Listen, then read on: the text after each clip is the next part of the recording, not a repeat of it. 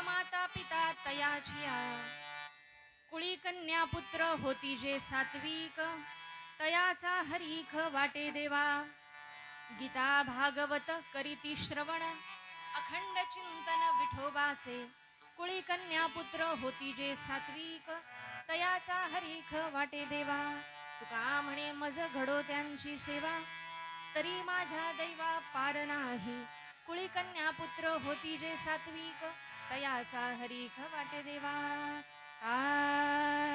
पांडुरंगा करू प्रथम नमन पांडुरंगा करू प्रथम नमन पांडुरंगा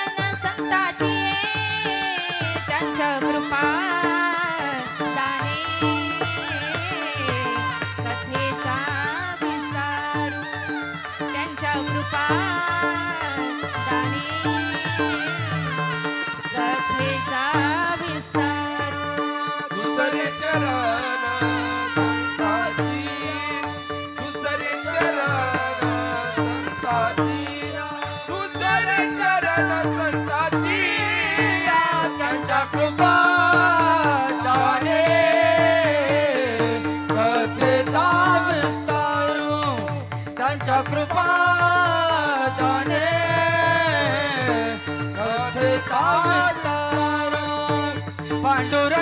करू प्रथम नमन दुसरे चरण संताचिया त्यांच्या कृपादाने कथेचा विस्तारू बाबाजी सद्गुरुदास तुका पांडुरंगा करू प्रथम नमन दुसरे चरण संताचिया त्यांच्या कृपादाने कथेचा विस्तारू बाबाजी सद्गुरुदास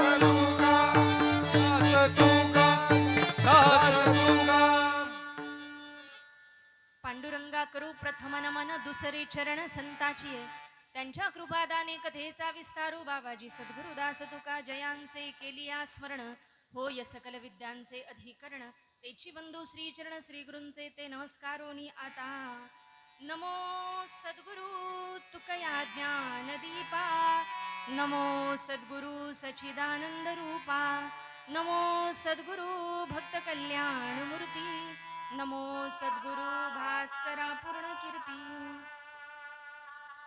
आपुलिया हिता जो असे जागता धन्य माता पिता तयाची कुळी कन्या पुत्र होती जे सात्विक तयाचा हरिक वाटे देवा विठ्ठल विठ्ठल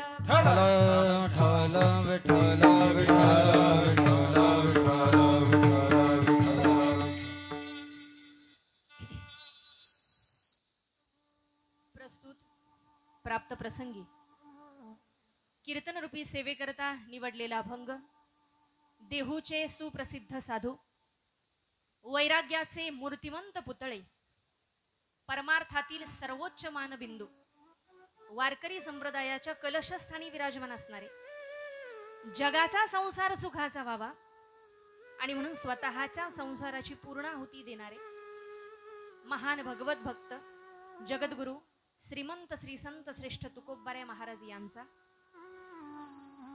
अनेकांच्या असं न म्हणता सगळ्यांच्याच पाठात असलेला सर्व परिचित बहुपरिचित असलेला आणि ज्यांचा कुणाचा पाठ नाही असं कुणाला वाटत असेल त्यांचा अगदी कीर्तन संपत असताना जाता जाता पाठ होऊन जाईल इतका गोड आपलासा वाटणारा चार चरणांचा गोड असा अभंग आहे विठ्ठल विठ्ठल विठ्ठल विठ्ठल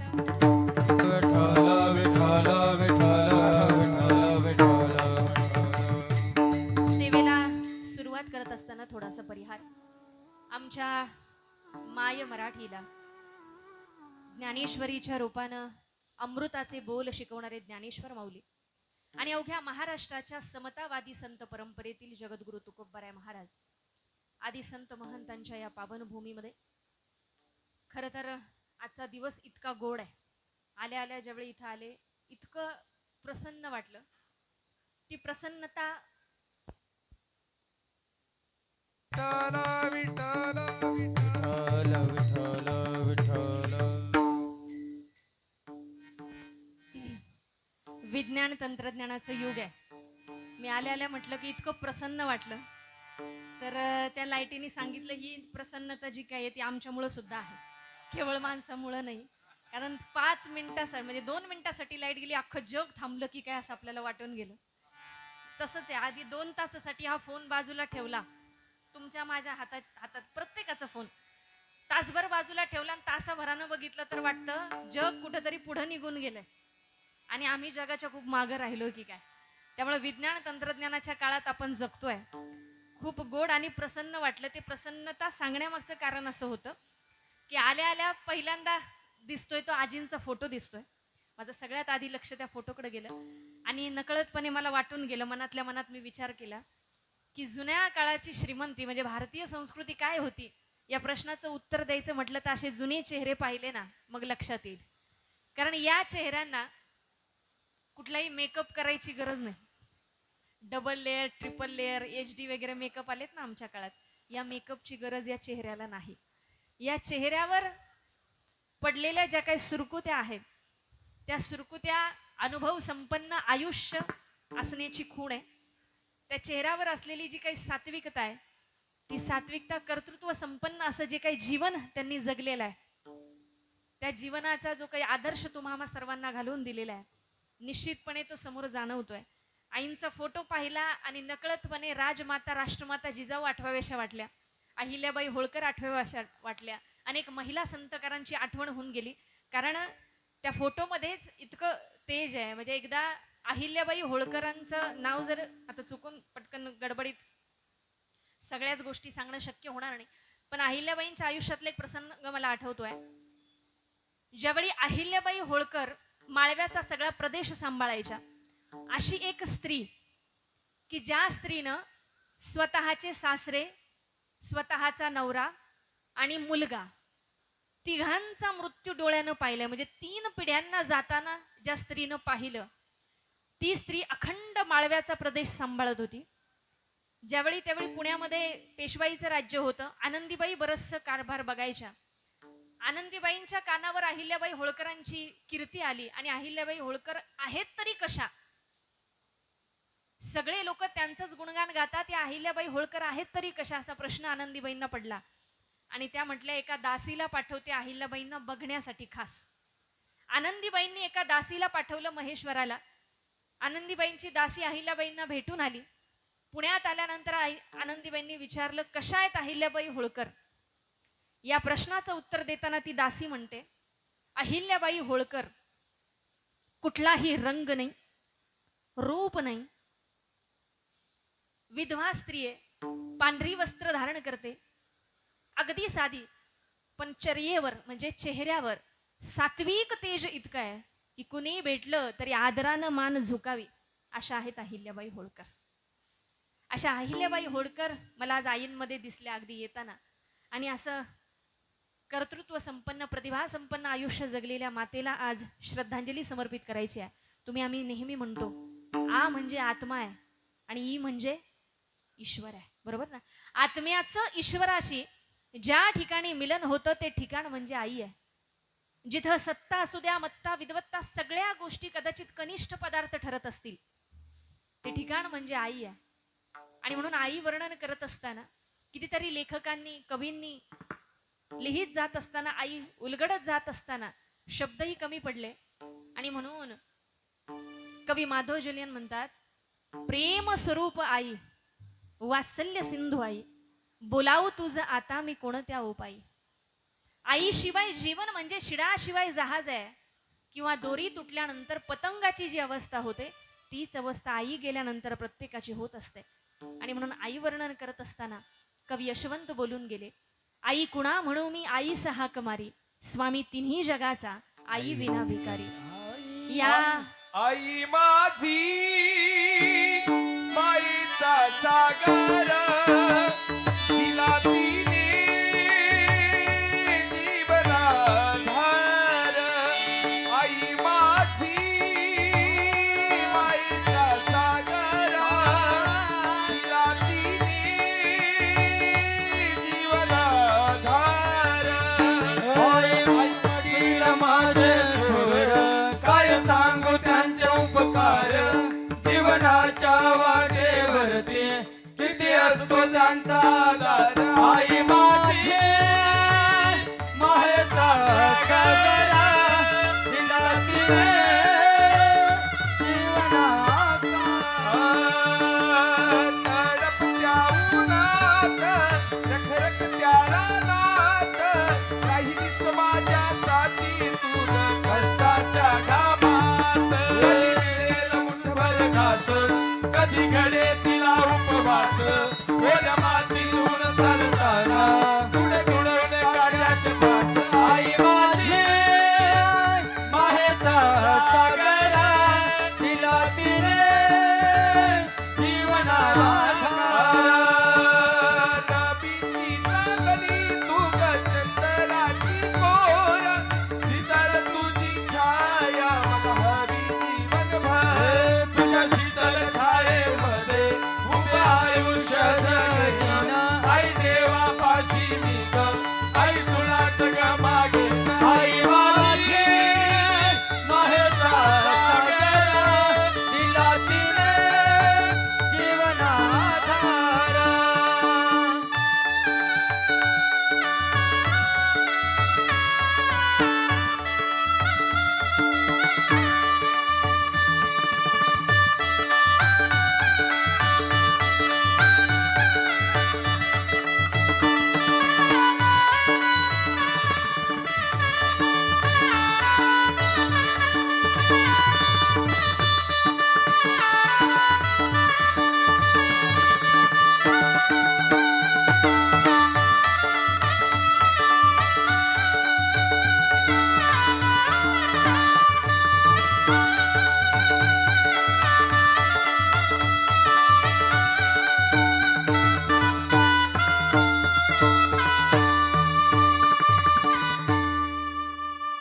जेव्हा हे शब्द कानावर पडतात कुणी वक्ता असू द्या कुणी श्रोता असू द्या गायक वादक असू द्या प्रत्येकाला दोन ओळी तरी गाऊन जाव्याशा वाटतात आई माझी मायेचा सागर दिला तिने जीवनाकार तडपत्या उन्हात रखरखत्या रानात राहिली समाजासाठी तू कष्टाच्या घामात कधी मिळे मुठभर घास कधी घडे तिला उपवास ओल्या मातीतून चालताना तुडविले काट्याचे पास आई माझी मायेचा सागर दिला तिने जीवनाकार आज तुमच्या माझ्या प्रत्येकासाठी आई नावाची गोष्ट अत्यंत जवळची आहे। नाधो महानोर फार गोड लिहितात प्रेमाचा आगर अमृत सागर घडा भारो भार माय माझी कण्या घुगऱ्यात घालविला काळ शब्द फार गोड आहेत कण्या घुगऱ्यात घालविला काळ चुलीतला जाळ माय माझी नात्यांचा डोलारा सर्वांना सहारा जीवनाचा वारा माय माझी कुणी नाही जास बळ देई त्यास कुणी नाही जास बळ देई त्यास मोकळे आकाश माय माझी असो कुणी वैरी गोड तिची वाणी शहाळ्याचं पाणी माय माझी विठ्ठल विठ्ठल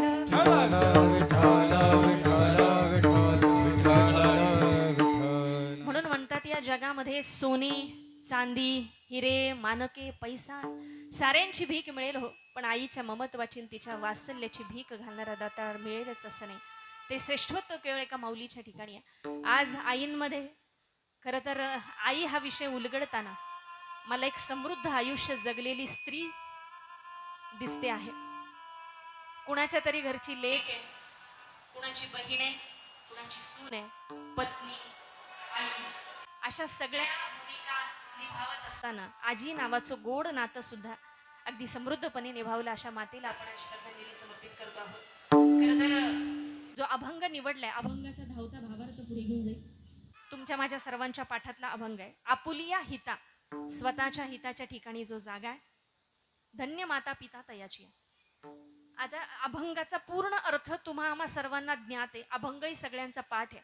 पण बऱ्याचदा काय होतं, माहीत नसलेली जी गोष्ट आहे ती सांगणं सोपं असतं.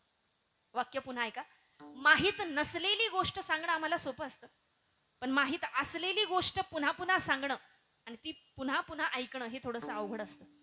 म्हणून माहीत असलेली गोष्ट आहे हा अभंग, म्हणजे त्याचा अर्थसहित सगळ्यांना पाठ आहे, परंतु तो पुन्हा आज आईंच्या रूपानं का घ्यावासा वाटलं याचं कारण असं आहे की केवळ आज आईंना श्रद्धांजली समर्पित करणं नाही, तर त्यांच्या पुढच्या पिढ्यांनी जो आदर्श, त्यांचे संस्कार पुढे घेऊन जाण्याचा, खऱ्या अर्थानं तो वृद्धिंगत करण्यासाठी जो मार्ग निवडलाय, त्या मार्गाचा गौरव करण्यासाठी मी म्हणेल आजचा अभंग आहे.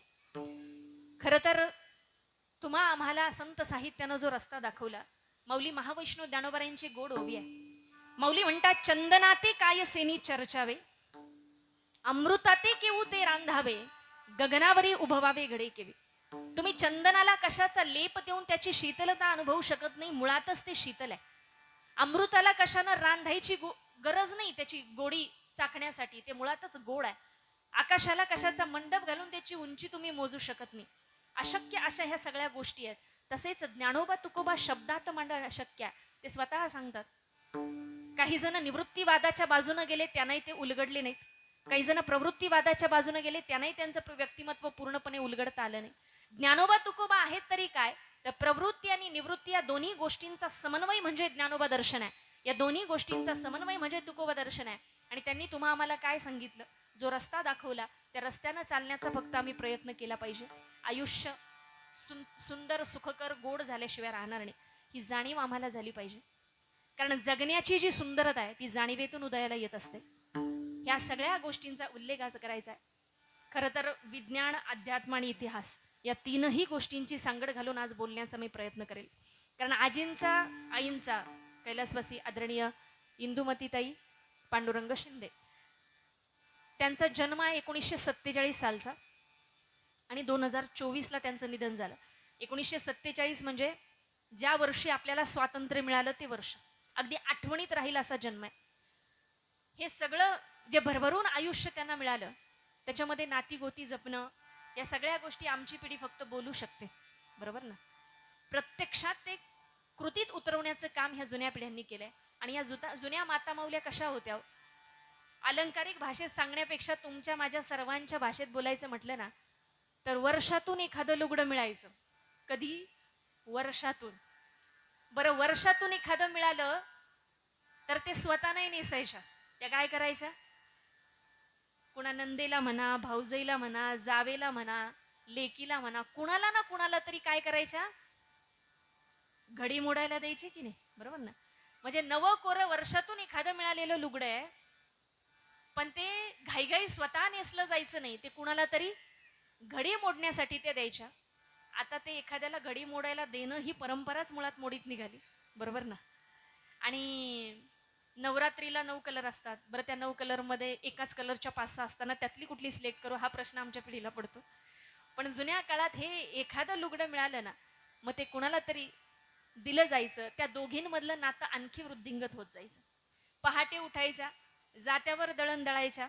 बरं, जात्यावर दळण दळता दळता एकटीनं नाही दळायच्या, त्या खुंट्याला दोघींचा हात लागायचा, जावांचा लागायचा. मग त्या दोघींमध्ये संवाद व्हायचा आणि त्यांची दोघींची ती सगळी जी काही नाती आहे ती भक्कम होत जायची. आता थोडीशी मी तुलना करते आजच्या पिढीशी. आता आमची पिढी रात्री 12-1 पर्यंत व्हॉट्सअपवर ऑनलाईन असते. पहाटे उठून जात्यावर दळणं वगैरे खूप लांबची गोष्ट. पण आता काळ बदललाय, सगळं मशीन्सवर आधारित आहे. बदलत्या काळाबरोबर आम्ही बदलत आहोत. पण जुन्या माता माऊल्यांकडून जी काही निर्मळ भावना आहे, त्यांच्या मनातली नाती जपण्याची, ती आम्हाला घेता आली पाहिजे. ही आजच्या काळाची खऱ्या अर्थानं गरज आहे. आणि म्हणून आईंचं व्यक्तिमत्व जे होतं ते सर्व समावेशक असं होतं. सगळ्या नात्या गोत्यांना सामावून घेत पुढे जाणारं व्यक्तिमत्व होतं. आणि मग त्यांच्या आयुष्यातली ही प्रेरणा जर आपण इथून जाता जाता घेऊन गेलो तर तीच खऱ्या अर्थानं त्यांना श्रद्धांजली असेल. विठ्ठल विठ्ठल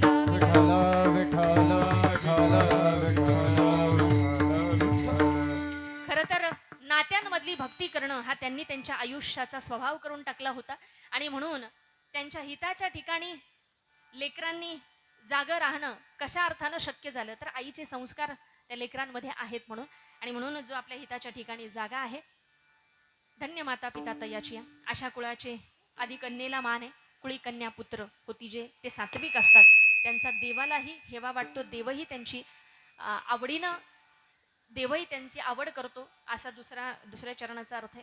पुढे जाऊन असं म्हणतायत की गीता भागवत या सगळ्या ग्रंथांचं जे श्रवण करतात, विठोबरायाचं चिंतन करतात, अशी लेकरं प्रत्येक घरात असावी. आणि शेवटी असं म्हणतात की त्यांची आमच्याकडून सेवा व्हावी, मग माझ्यासारखा दुसरा भाग्यवान कुणीच नाही. अभंगाचं शेवटचं चरण. विठ्ठल विठ्ठल विठ्ठल विठ्ठल विठ्ठल विठ्ठल.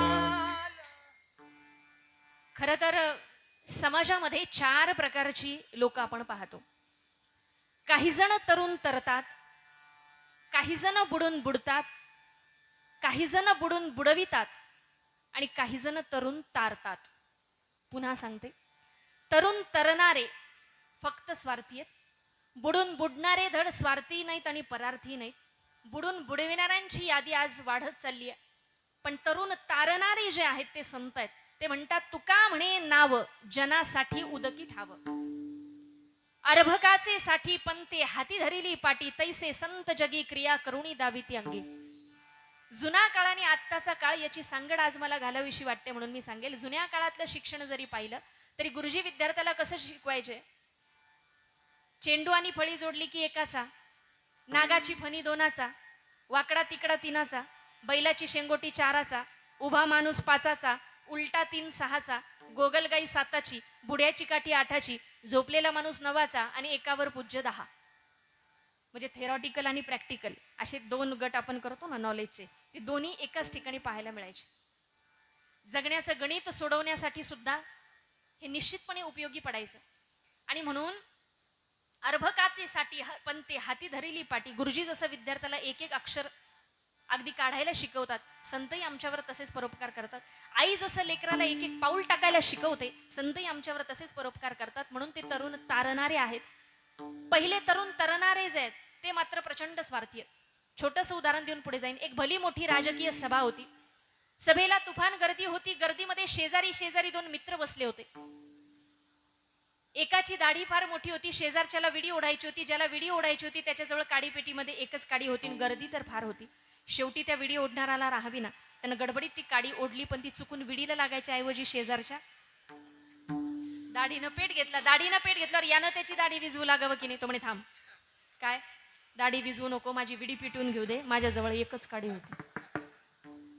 कोण कुठं कसा स्वार्थ साधेल सांगता येत नाही. हे तरुण तरणार आहेत. झाडाचं एखादं पान तोडलं आणि पाण्यात टाकलं ते स्वतः तरतं, इतराला तारतही नाही आणि बुडवतही नाही. दुसरे आहेत बुडून बुडणारे, ज्यांना स्वतःच कल्याण कळत नाही, ते इतरांचं काय करणार. त्यांच्यावर बोलण्यात आपलाही वेळ आपण व्यर्थ घालवायचं नाही. बुडून बुडविणाऱ्यांची यादी मात्र आजच्या काळात वाढत चालली आहे. असं म्हणतात की एखाद्याचं तुम्हाला नाही चांगलं करता आलं तरी चालेल, पण एखाद्याचं वाईट करू नका अथवा चिंतू नये. आणि अलीकडे अशा लोकांची यादी वाढत चालली आहे की दुसऱ्याचं वाईट होण्यासाठी स्वतःचं वाईट झालं तरी चालेल, पण त्याचं मात्र वाईट झालंच पाहिजे. यावर अनेक दृष्टांत सिद्धांत आहेत. हे बुडून बुडविणारे आहेत. शेवटी आहेत तरुण तारणारे. ते तुम्हा आम्हाला कुठला संदेश देतात. आणि त्यांच्याबद्दल बोलायचं म्हटलं ना तर ते स्वतः तुकोबरायांनीच वर्णन करावं. काय काय द्यावे त्यासी भावे उत्तराई, काय द्यावे त्यासी भावे उत्तराई, काय द्यावे त्यासी भावे उत्तराई, काय द्यावे त्यासी भावे उत्तराई, काय द्यावे त्यासी भावे उत्तराई, काय द्यावे त्यासी भावे उत्तराई, काय द्यावे त्यासी भावे उत्तराई, काय द्यावे त्यासी भावे उत्तराई.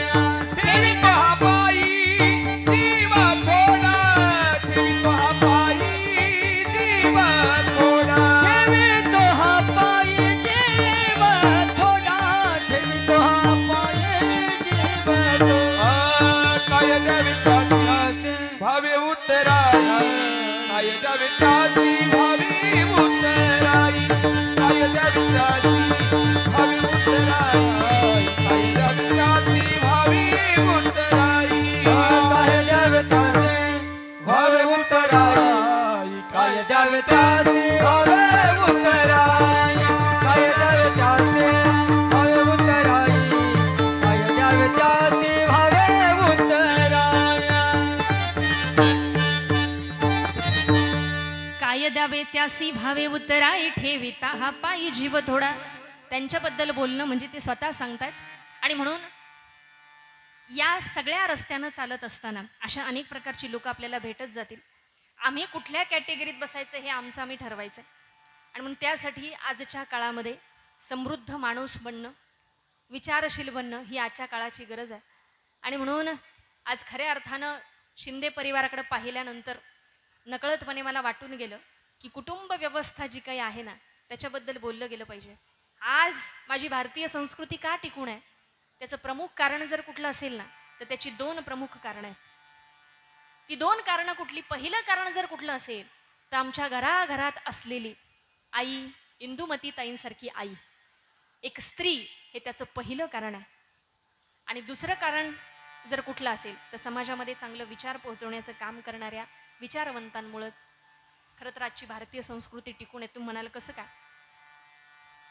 तर कुठल्याही घरातली स्त्री असू द्या, ती शहरात राहत असू द्या किंवा गावाकडे राहत असू द्या, भले ती एखाद्या सोसायटीत 3ऱ्या-4थ्या फ्लोअरवर राहत असेल, तिच्याकडे फारशी जागा नसेल, पण ती दारात तुळस लावतेच, बरोबर ना? जेवढं काही जमेल ती आपल्या लेकराला शिकवण्याचा प्रयत्न करत असते. भीमरूपी महारुद्रा सगळं पाठ नसतं, पण जेवढं जमेल ती आपल्या लेकराला शिकवत असते. त्या घराघरातल्या भारतीय स्त्रीमुळे आजची संस्कृती टिकून आहे.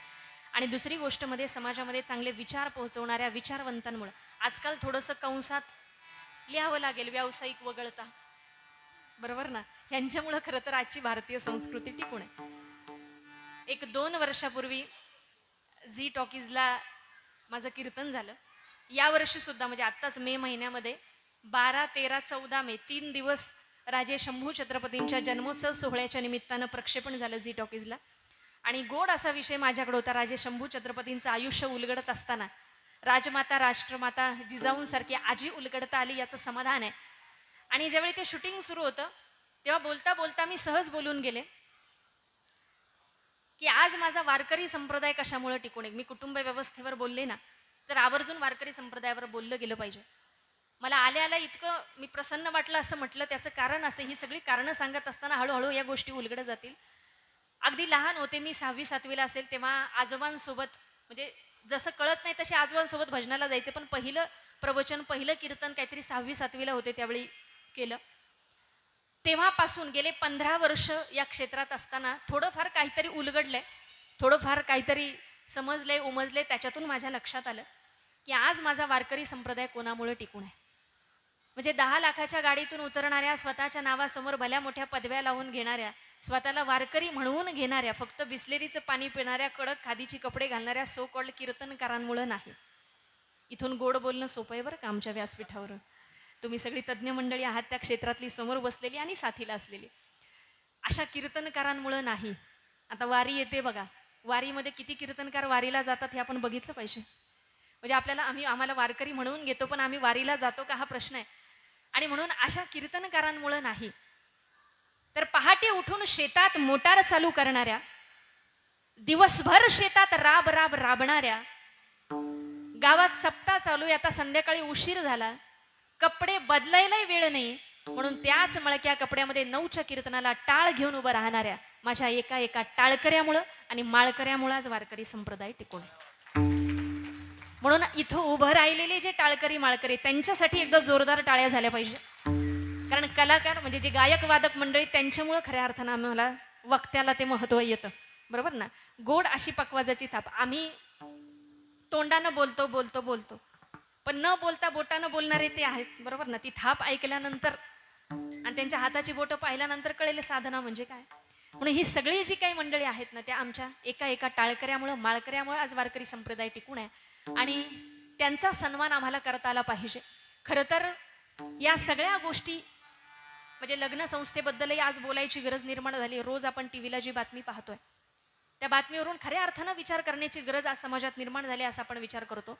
मग अशा काळामध्ये अशा जुन्या काळातल्या माता माऊल्या किती आदर्शवत होत्या हे सांगायचं म्हटलं तर म्हणावं लागेल की जुन्या काळातल्या माता माऊल्यांबद्दल उल्लेख करत असताना पहाटे उठून ज्यावेळी त्या जात्यावर दळण दळायच्या, दळण दळता दळता रामायण सांगायचे. दळण दळता दळता ते पोरग घुरमळत झोपेत असायचं, त्याला महाभारतही कळायचं. त्याला वेगळं शिकवायची गरज पडायची. कुटुंबच इतकं भरलं असायचं, मोठं असायचं की व्यक्तिमत्व विकासाचे क्लासेस, पर्सनॅलिटी डेव्हलपमेंटचे क्लासेस लावायची गरजच पडायची नाही. हा जुना काळ होता बरं. आणि म्हणून त्या जुन्या काळातल्या माता माऊल्यांनी काय केलंय तर हे सगळं रुजवण्याचं काम केलंय. म्हणून आज ज्यावेळी सीता आठवते मग त्या जात्यावरचं दळण त्यावेळी दळायच्या. मग अशी मी उल्लेख केला की जावा जावांचा हात त्या खुंट्याला लागायच्या. आज खरं तर मी अगदी माझ्या लग्नाला आता 5 वर्ष झाली, मी 15 वर्षापासून या क्षेत्रात आहे. पण मी शेतकरी कुटुंबातली कन्या आहे. माझे वडील नेहमी माझ्या कार्यक्रमाला सोबत असतात. अलीकडच्या काळात माझ्या सासूबाई असतात, कधी सासरे असतात. पण पहिल्यांदाच मी म्हणेल गेल्या 4-5 वर्षात पहिल्यांदाच माझी आई आज माझ्या सोबत कीर्तनाला आली आहे. तर माझं लेकरू आता 2.5 वर्षाचं आहे. त्यालाही झोपवताना ती काही ओव्या गायची. त्या ऐकून ऐकून काही ओव्या मी पाठ केल्या. आणि त्या ओव्या पाठ करत असताना मला कळलं आपण कीर्तनातून जे सांगतोय बरोबर ना, खरं तर त्या ह्या जुन्या ओव्या सांगायची गरज आहे बरोबर ना. ह्या जुन्या काळातल्या ज्या माता माऊल्या होत्या ना त्यांचा चेहरा, प्रसन्न असा चेहरा पाहिल्यानंतर त्या ओव्या मला आठवतात की जात्यावरचं दळण दळत असताना पोरगं घुरमळत ऐकायचं, त्याच्यावर आपोआप नकळतपणे संस्कार होत जायचे. आणि मग ती जुन्या काळातली माऊली गायची कशी, एवढ्या वनामंदी सीता झोप कशी आली, झोप कशी आली उशी दगडाची केली. एवढ्या वनामंदी कोण रडत आई का, रडत आई का, कोण रडत आई का. सीतेला समजावया बोरी बाभळी बाई का, बाभळी बाई का, बोरी बाभळी बाई का. आता हे अंगाई असलेलं गीत आहे. एवढ्या वनामध्ये सीता झोप कशी आली, झोप कशी आली उशी दगडाची केली. त्या लेकराला आपोआप कळायचं की सीतेचं आयुष्य कसं होतं. विचार करा, जन्म झाला एका राजघराण्यामध्ये, राजघराण्यात वाढलेली सगळी सुख पायाशी लोळण घेत आहेत. लोक म्हणतात केवढं मोठं नशीब सीतामाईचं, लग्न कुणाशी व्हावं, साक्षात देवासोबत लग्न झालं, भगवान प्रभू रामचंद्रांसोबत लग्न व्हावं एवढं मोठं नशीब. पण लग्नानंतर 14 वर्ष कुठे गेली हो. त्या सीतेचं आयुष्य वनवासात गेली की नाही. त्या सीतेचं आयुष्य वर्णन करत असताना जुन्या काळातल्या माता झोप कशी आली आणि उशी दगडाची केली. त्या सीतेला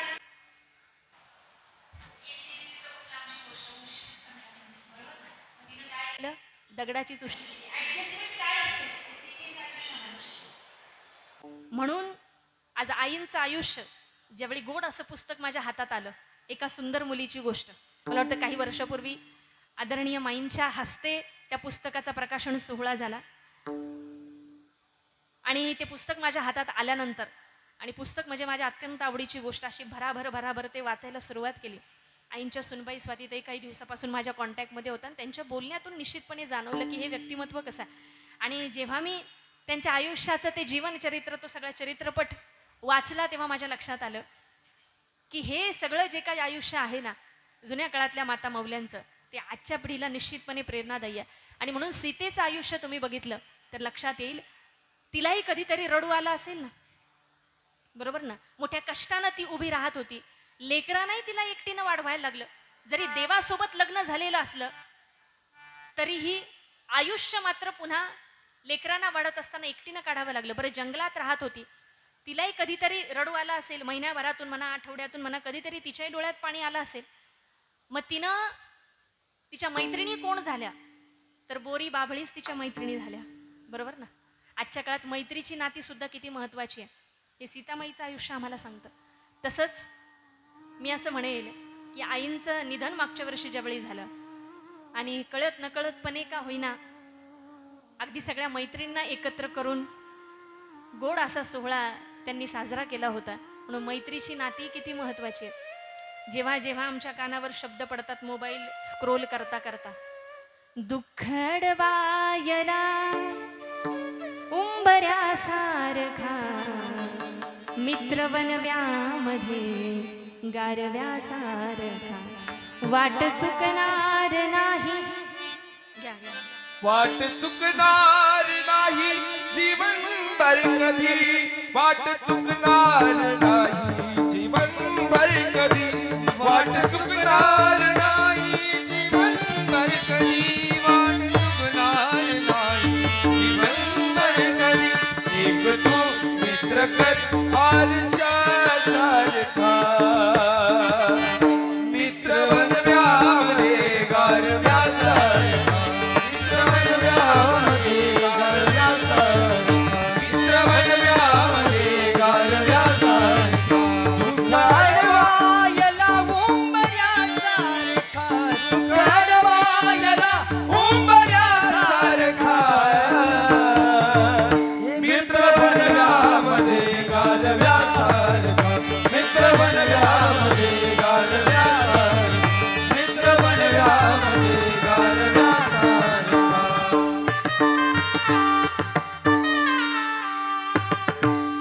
नात्यांबरोबर मैत्रीची नाती सुद्धा भक्कम करण्याचं काम आईंनी आयुष्यभर केलं. त्यांच्या आयुष्यातली ही प्रेरणा घेण्यासाठी तो उल्लेख आहे. आणि म्हटलं की त्या ओव्या गाता गाता ते लेकराला कळत जायचं. आता आजच्या काळाचा जर विचार केला तर आजकाल लेकरू जर रडायला लागलं ना, तर जुन्या काळात आई अंगाई गाऊन शांत करायची. आता त्या लेकराला अंगाईची गरज नाही, आईची पण गरज नाही. खरे की खोटं? का? मलाही बोलायची गरज नाही. तुम्ही सगळ्यांनी तुमचे चेहरे सांगतायत, काहींनी शब्दातून व्यक्त केले. काय की त्याच्या समोर काय येतो? मोबाईल आला की ते एका सेकंदात शांत होते. आईची गरज नाही ना अंगाई ऐकण्याची गरज नाही. पण त्या मोबाईलचे दुष्परिणाम किती आहेत हे मात्र आम्हाला उलगडत नाही. काही काही लेकरं अशी आहेत की ती मोबाईल शिवाय जेवत सुद्धा नाहीत. मध्यंतरी एक सर्वे आला होता, एका कंपनीनं सर्वे केला. चौथीतल्या जवळजवळ 3000 मुलांना एकच प्रश्न विचारला की बाळा तू काल काय खाल्लंस? त्यातल्या जवळजवळ 70-80% पोरांना आठवलंच नाही की आपण काल काय खाल्लं. कारण खाताना समोर काय होता आणि सुरू होतं. अन्न हे पूर्ण ब्रह्म कधी कळणार? त्या अन्नाची किंमत ह्या जुन्या काळातल्या माता मौल्यांना होती. कारण दिवसभर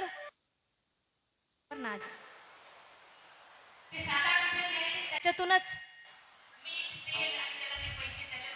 त्याच्यातच संध्याकाळी स्वयंपाक करायचा आणि त्याच्यातूनच हा उदरनिर्वाह चालायचा. आजच्या काळात काय खातोय याच्याकडे सुद्धा आमचं लक्ष नाही. आणि म्हणून अन्न हे पूर्ण ब्रह्म आहे. आणि आमच्या आजच्या या सगळ्या काळामध्ये लोक म्हणतात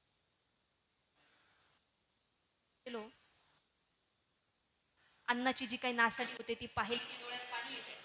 तुम्ही आमच्या सर्वांकडून नकळतपणे हे घडतं की काय?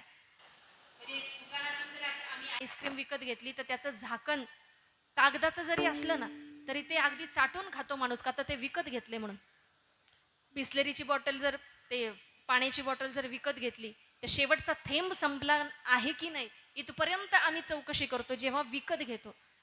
पण जेव्हा कार्यालयात कुठेतरी लग्नात जेवायला जातो तेव्हा मात्र ती अन्नाची नासाडी झालेली आमच्याकडून कशी काय बघवली जाते हा प्रश्न आहे. म्हणून अन्न हे पूर्ण ब्रह्म आहे. ते सात्विकरित्या झालं पाहिजे हे जुन्या काळातल्या माता मौल्यांनी केलंय. आणि म्हणून त्या काय करायच्या? त्या माता मौल्यांचा आज उल्लेख करायचं म्हटलं तर आज त्यांच्या आयुष्यातली सगळी नातीगोती उलगडताना मी म्हणेल की समोर आईंचे बंधू बसलेले आहेत, आदरणीय जाधव मामा. खरं तर त्यांचं नाव घेण्या इतकी मी मोठी नाही, माझ्यापेक्षा वयानं ज्ञानानं अनुभवानं मोठे आहेत. दोन्ही मामा असतील. बहीण भावाचं नातं काय असतं ते आल्या आल्या त्यांच्याशी फक्त 2 मिनिटं बोलल्यानंतर त्यांच्या डोळ्यात पाणी होतं. ते पाहिल्यानंतर मला कळालं की बहीण भावाचं नातं काय असतं. आणि म्हणून मी आता खरं तर आजचं कीर्तन दोन्ही काळांचा मिलाफ जो काही आहे तो संगम करून करण्याचा प्रयत्न करते. मी असे काही 10वे पाहिलेत. आमच्या पुणे जिल्ह्यामध्ये दशक्रिया विधीचं प्रवचन म्हणजे इव्हेंट आहे. त्या दशक्रियांना अशा कितीतरी दशक्रिया पाहिल्यात मी. 5 मुलींपैकी 3 मुली बापाच्या 10व्याला हजर नाही. कारण काय? कारण एकच, हिस्सा दिला नाही. एक बहीण भावाचं नातं तुटलं की अशी कितीतरी नाती तुटतात. मामा भाच्यांचंही नातं तुटतं. माझी आजी फार गोड सांगायची. खर तर मला 7 आत्या होत्या, म्हणजे त्यातल्या 3 जणी हयात, 4 ज्या आहेत त्या पूर्वीच्या काळात मृत्यूदरही जास्त होता, मग काही आजारानं वगैरे गेल्या. माझे वडील 8वे. तर 3 जणी आत्या. आता मोठी जी आत्या आहे त्या मोठ्या आत्याला मुलगा झाला, त्यानंतर माझे वडील झालेले. म्हणजे जुना काळ तो असा होताच ना, बरोबर. मग आमची आजी फार गोड म्हणायची, वाटणं चाललं माम भाचं, वाटणं चाललं माम भाचं, कसं दिस गोर गोर. वाटणं चाललं माम भाचं, कसं दिस गोर गोर. सयाला सया म्हणे माय लेकीचं ग हिर. सयाला सया म्हणे माय लेकीचं ग हिर. मामा भाच्यांचं नातं सुद्धा किती महत्वाचं आहे ते मला लहानपणापासून उलगडत गेलं. आणि म्हणून आल्या आल्या ज्यावेळी मामा भाच्यांची जोडी पाहिली मी, तेव्हा मला नकळतपणे वाटून गेलं की हे सगळं जे काही श्रेय आहे ते आईंना दिलं गेलं पाहिजे, की ही नाती बहीण भावाची भक्कम राहिली. आजच्या काळामध्ये या नात्यावर आवर्जून उल्लेख करण्यासारखा आहे. म्हणून जुन्या काळातल्या माता माऊल्या ज्यावेळी जात्यावर दळण दळायच्या ना, तेव्हा भावाविषयी जास्त गायच्या. आजही तुम्ही बघा, जेवढ्या काही ओव्या तुम्ही म्हणता तेवढ्या कोणावर असतात? माहेरावर. जेवढ्या काही म्हणता तेवढ्या भावावर. मग म्हणायच्या भावाविषयी असलेली काळजी बहिणीला किती. शेताला गेली कुरी, शेत काजळाची वडी, काजळाची वडी, शेत काजळाची वडी. माझ्या ग बांधवाची 12 बैलाची जोडी, बैलाची जोडी, 12 बैलाची जोडी. पाऊस पडयतो नको वाजू गाजू ढगा, वाजू गाजू ढगा, नको वाजू गाजू ढगा. माझ्या ग बांधवाला राजसाला पेरू लागा, राजसाला पेरू लागा, राजसाला पेरू लागा. ओवीच इतकी गोड आहे, मला अर्थ उलगडायची गरज नाही. बहिणीला कोणाची काळजी आहे? भावाची काळजी आहे. ती विनंती करते, नको वाजू वाजू ढगा, माझ्या ग राजसाला पेरू लागा. माझ्या भावाची पेरणी होऊ दे, ही काळजी कोणाला आहे? बहिणीला. आणि म्हणून बहीण भावाचं प्रेम कसं असतं हे उलगडत असताना शब्दही कमी पडतात. म्हणून मी म्हणत असते काय, वाटच्या वाट सरा, वाटच्या वाट सरा, काय बघतो खेड्याला, सोन्याचं कुलूप माझ्या बंधूच्या वाड्याला, सोन्याचं कुलूप माझ्या बंधूच्या वाड्याला, सोन्याचं कुलूप माझ्या बंधूच्या वाड्याला, सोन्याचं कुलूप माझ्या बंधूच्या वाड्याला. वाटच्या वाट सरा काय बघतो खेड्याला, वाटच्या वाट सरा काय बघतो खेड्याला, सोन्याचं कुलूप माझ्या बंधूच्या वाड्याला, सोन्याचं कुलूप माझ्या बंधूच्या वाड्याला, सोन्याचं कुलूप माझ्या बंधूच्या वाड्याला, सोन्याचं कुलूप माझ्या बंधूच्या वाड्याला. एखादी बहीण म्हणते, वाटच्या वाट सरा काय बघतो खेड्याला. भावाची झोपडी जरी असली तरी बहीण काय म्हणते, सोन्याचं कुलूप माझ्या बंधूच्या वाड्याला. सगळ्या बहिणींचे चेहरे असे खुललेत ना, म्हणजे काही जणींच्या त्या डोळ्यात आनंदाश्रू आहेत भावाविषयी. प्रत्येकीला आपल्या भावाची आठवण झाली असणार, बरोबर ना. म्हणून मी कुठेही आमच्या पुणे जिल्ह्यात जास्तीत, आता इकडं काय परिस्थिती माहीत नाही, पण पुणे जिल्ह्यात गेल्यानंतर मी सांगत असते, ज्या बहिणींचं चांगलं आहे त्यांनी भावाकडून अपेक्षा करू नये. इकडून आवाज आला. ज्या बहिणींचं चांगले त्यांनी भावाकडून अपेक्षा करू नये, आणि ज्या भावांचं चांगले त्यांनी बहिणीला दिल्याशिवाय राहू म्हणा. माईक आपल्याकडे, बरोबर ना. आपल्याकडं व्यासपीठ आहे, त्याच्यामुळे आता जर आमच्या बाजूने बोललं पाहिजे. 1995ला हिंदू वारसा हक्काचा कायदा आला, अनेक नाती तुटत गेली. त्याच्यामुळे एक नातं तुटलं की अनेक नाती तुटतात, पण जुनी माणसं मात्र ही नाती सांभाळणारी होती. माझे आजोबा म्हणायचे, एखाद्या स्त्रीनं माहेरी जाताना आई वडील असेपर्यंत न बोलावता जावं, भावांच्या राज्यात मानानं जावं, आणि भाच्यांच्या राज्यात बोलावल्याशिवाय जाऊ नये. आई वडील असेपर्यंत न बोलावता जावं, भावांच्या राज्यात मानानं जावं, आणि भाच्यांच्या राज्यात बोलावल्याशिवाय जाऊ. तू म्हणाला आजच्या शतकाचे तुम्ही, तुम्ही स्वतः इंजिनियर, मग ह्या मानापानाच्या गोष्टी काय करता? तर कुटुंब व्यवस्था भक्कम राहण्यामागची ही काही कारण आहे. हो, ही सगळं जपायचं जे काही काम आहे हे जुन्या माता माऊल्यांनी केलं आणि मग त्यांचा आदर्श डोळ्यासमोर ठेवला पाहिजे. तो आदर्श डोळ्यासमोर ठेवून संपूर्ण शिंदे परिवार खऱ्या अर्थानं उभा आहे आणि म्हणून त्यांच्याबद्दल बोलताना अभंगाचं पहिलं चरण आहे. अहिता जो असे जगता आपुली अहिता जो असे जगता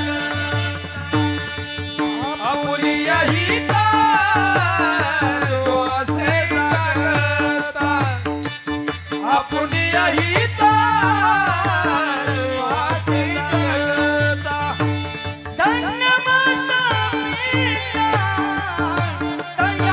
दयाची धन्य माता पिता दयाची कुळी कन्या पुत्र होती जगत कुळी कन्या पुत्र होती जगत धन्य माता पिता दयाचिया धन्य माता पिता दयाचिया कुळी कन्या पुत्र होती जगदीशा कुळी कन्या पुत्र होती जगदीशा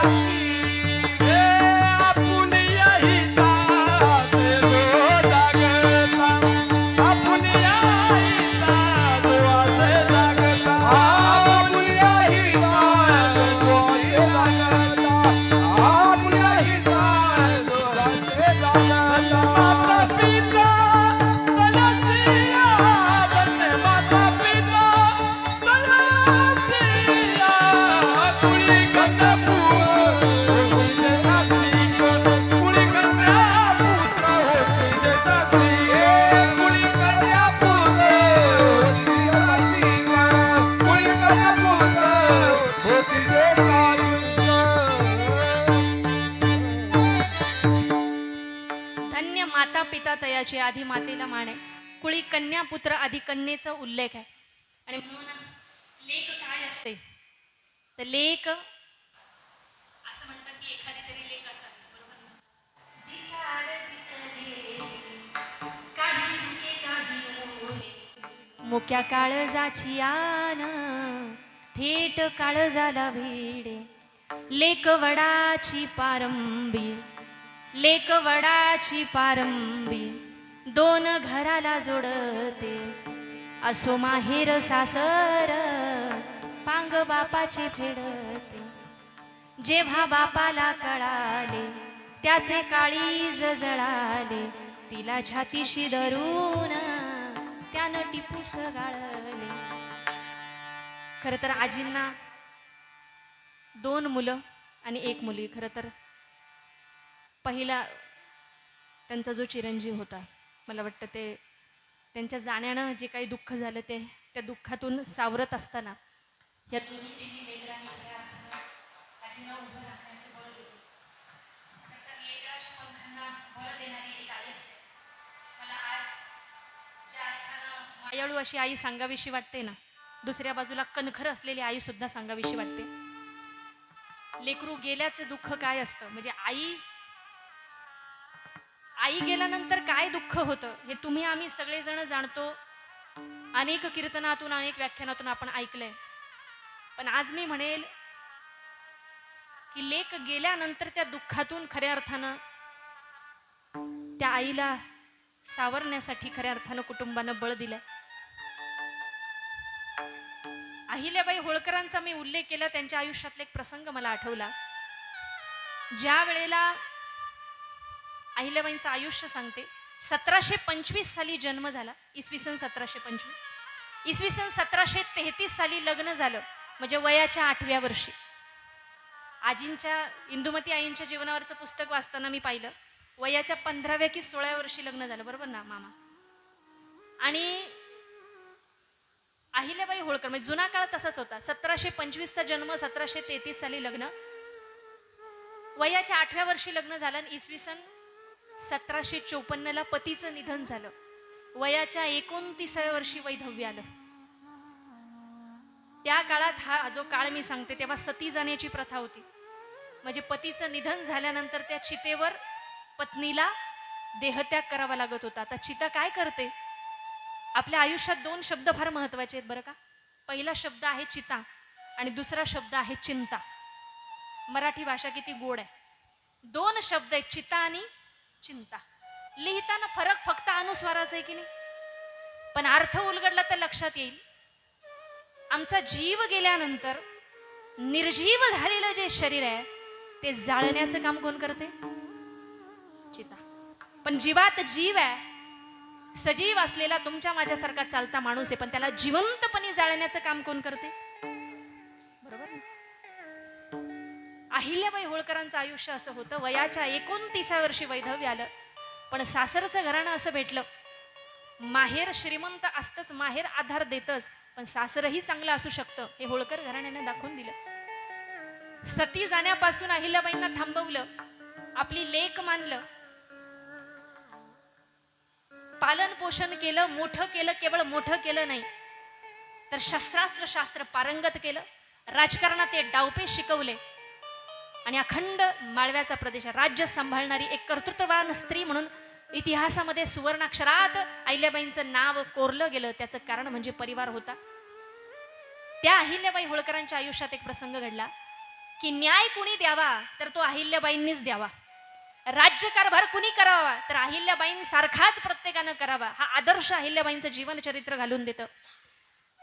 अहिल्याबाईंनी एक सोय करून दिली होती. ज्याला कुणाला न्याय मागण्यासाठी अहिल्याबाईंपर्यंत पोहोचता येत नाही त्यानं काय करायचं? गावात चौकात एक घंटा बांधलेला होता, तो घंटा वाजवायचा. ज्याला कुणाला अहिल्याबाईंपर्यंत पोहोचता आलं नाही तो घंटा वाजवायचा. त्याला जो काही प्रश्न आहे, त्याचा जो काही न्याय हवाय तो न्याय दिला जायचा. एके दिवशी 5 मिनिटं झाले, 10 मिनिटं झाले, 20 मिनिटं झाले, अर्धा तास व्हायला आला. तो घंटा वाजणं काही केल्या थांबत नव्हतं. 2, 4, 8, 10 असं करता करता अख्खा गाव गोळा झाला. कारण घंटा वाजवणार कुणी महिला नव्हती, कुणी पुरुष नव्हता, गावातलं कुणी ग्रामस्थ कुणी नव्हतं. ती घंटा वाजवणारी एक गाय होती. गाय कोण होती? गाय. आणि गाय कशी घंटा वाजवत असेल? ती गाय आपल्या शेपटीनं घंटा वाजवत होती. किती वेळापासून? अर्ध्या तासापासून. त्या गायीची शेपटी रक्तबंबाळ झाली होती तरी ती जीवाच्या आकांतानं ती घंटा वाजवत होती. कशासाठी? त्या गायीचं काही महिन्याचं वासरू होतं, लेकरू होतं. ते मंदिराच्या बाहेर मरून पडलेलं होतं. रथाचं चाक त्याच्या अंगावरून गेलेलं होतं, त्याच्यातच त्याचा जीव गेलेला होता. आणि त्या आपल्या लेकरासाठी ती गाय काय मागत होती? न्याय मागत होती. बरोबर ना? घंटा कशासाठी आहे? न्याय मागण्यासाठी. त्या आपल्या लेकराला न्याय मिळावा म्हणून ती गाय घंटा वाजवत होती. शेपटी रक्तबंबाळ झालेली होती. अख्खा गाव गोळा झाला. स्वतः अहिल्याबाई तिथं पोहोचल्या. अहिल्याबाईंनी हे दृश्य पाहिलं, सगळी परिस्थिती समजावून घेतली आणि अहिल्याबाई एका क्षणात न्यायदानाचं काम तिथंच केलं. राजवाड्यातही बोलवलं नाही, तिथंच न्यायदानाचं काम केलं. अहिल्याबाई म्हटल्या, या वासराची, या गायीच्या लेकराची अवस्था ज्यानं अशी केली आहे, उद्या त्याचीही तीच अवस्था होईल, त्यालाही तीच शिक्षा मिळेल. हाच काय तो न्याय. आणि तडक निघाल्या. 2-4 पावलं चालून जात नाहीत, जाता जाता सांगून गेल्या. सगळ्या सरदारांना आदेश दिले, गुन्हेगार कोण आहे शोधा. त्या लेकराच्या एवढ्या 2-4 महिन्याच्या कोवळ्या वासराच्या अंगावरून रथाचं चाक कुणी घातलंय त्याचा शोध घ्या, उद्या त्याच्याही बाबतीत तेच घडेल असा आदेश दिला. आणि 2-4 पावलं चालत गेल्या. 2-4 पावलं चालत नाही इतक्यात कुणीतरी म्हटलं, गुन्हेगार शोधायची गरज नाही, अख्ख्या गावाला, अख्ख्या नगरीला माहिती गुन्हेगार कोण आहे. अहिल्याबाईंचे डोळे चमकले. अहिल्याबाईंनी त्या ग्रस्ताकडे पाहिलं. ते म्हटले, दुसरं तिसरं कोणी नाही, हा गुन्हा करणारा दुसरं तिसरं कोणी नाही, तुमचे चिरंजीव आहेत. आता अहिल्याबाई होळकर होत्या त्या. न्याय म्हणजे न्याय. तिथं उभं राहिलेल्या प्रत्येकाच्या कपाळावर आठ्या होत्या. इतरांच्या बाबतीत कडक शिस्तीच्या असणाऱ्या, कणखर असा न्याय देणाऱ्या अहिल्याबाई होळकर आता मुलाच्या बाबतीत काय करतील? न्याय काय हे तर आधीच सांगून बसल्यात. या वासराची अवस्था ज्याने अशी केली उद्या त्याचीही तीच अवस्था होईल. अहिल्याबाई होळकर होत्या त्या म्हटल्या मी जे बोलले तेच होईल. उद्या नाही म्हटल्या आजच होईल. सगळा गाव सगळी नगरी स्तब्ध झालेली होती. अहिल्याबाई होळकरांनी काय करावं? सरदारांना आदेश दिला गुन्हेगाराला शिक्षा द्यायची ना. वासराच्या बाबतीत जे घडलं ते पुन्हा घडेल. वासरू जिथं होतं तिथंच त्या गुन्हेगाराला उभं केलं जाईल. रथाचं सारथ्य कुणीतरी करायचंय आणि गुन्हेगाराला शिक्षा द्यायची आहे. सरदारांना आदेश दिला. एकही सरदार पुढे यायला मागे ना. गावातल्या ग्रामस्थांना म्हटलं तुमच्यापैकी कुणाला हे जमेल का गुन्हेगाराला शिक्षा देणं? प्रत्येक जण एक एक पाऊल माग सरला. अहिल्याबाईंनी सगळ्यांना विचारून पाहिलं कुणीही पुढे यायला तयार नाही. अहिल्याबाई म्हटल्या गुन्हेगाराला शिक्षा देण्यासाठी तुम्ही कुणी तयार नसाल तर त्यासाठी मी समर्थ आहे. आता विचार करा गुन्हेगार कोण आहे? स्वतःचा मुलगा. शिक्षा देणारी कोण आहे? पण कुठल्या भूमिकेत आहे? अहिल्याबाई होळकर होत्या त्या. अखंड राज्य सांभाळणारी कर्तृत्ववान स्त्री होती. त्यांनी स्वतः रथाचं सारथ्य करायला घेतलं. स्वतःच्या मुलाला समोर झोपवलंय. रथाचं सारथ्य सुरू झालं. रथ सुरू झाला. आता काही क्षणात त्याच्या अंगावरून रथाचं चाक जाणार आहे. उभं असलेल्या प्रत्येकाला वाटायचं कुणीतरी अहिल्याबाईंना थांबवावं. याला वाटायचं त्यानं थांबवावं, त्याला वाटायचं यानं थांबवावं, पण कुणी मात्र पुढं आलं. आता रथ हळूहळू पुढे येत येत येत आता क्षणार्धात तो रथ ते चाक त्या अहिल्याबाईंच्या मुलाच्या अंगावरून जाणार आहे. रथाचं सारथ्य करणारी आई आहे. गुन्हेगार म्हणून मुलगा झोपलेला आहे. आता क्षणार्धात ते चाक अंगावरून जाणार. इतक्यात कुणीतरी आडवं आलं. कुणीतरी आडवं आलं. दुसरं तिसरं कुणी नाही हो. मी बोलायच्या आधी तुमच्या लक्षात आलं असेल जी गाय अर्धा तासापासून शेपटी रक्त बंबाळ होईपर्यंत लेकरासाठी न्याय मागत होती ना ती गायच मध्ये आडवी आली. कोणाच्या? एका लेकराच्या. आणि त्या आईच्या मध्ये कोण आलं? ती गाय आली. त्या गायीच्या डोळ्यात पाणी होतं. ती गाय होती मुका जीव आहे. तिला बोलता येत नव्हतं. पण न बोलता ती गाय अहिल्याबाईंना सांगत होती लेकरू गेल्याचं दुःख काय असतं हे माझ्यापेक्षा दुसरं तिसरं कुणीही समजू शकत नाही. हे दुःख माझ्या वाट्याला आलंय पण हे तुमच्या वाट्याला येऊ नये म्हणून मी आडवी आले. विठ्ठल विठ्ठल.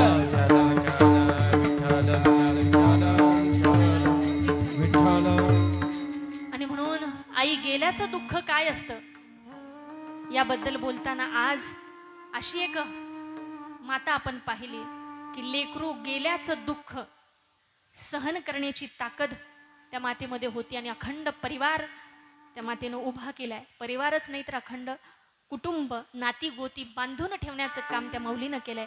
आणि म्हणून म्हणावं लागेल आज खरं तर अभंगच आईंच्या आयुष्यावर सोडवावा असं मला वाटायला लागलं. म्हणून अभंगाचं दुसरं चरण त्यासाठी कुळी कन्या पुत्रा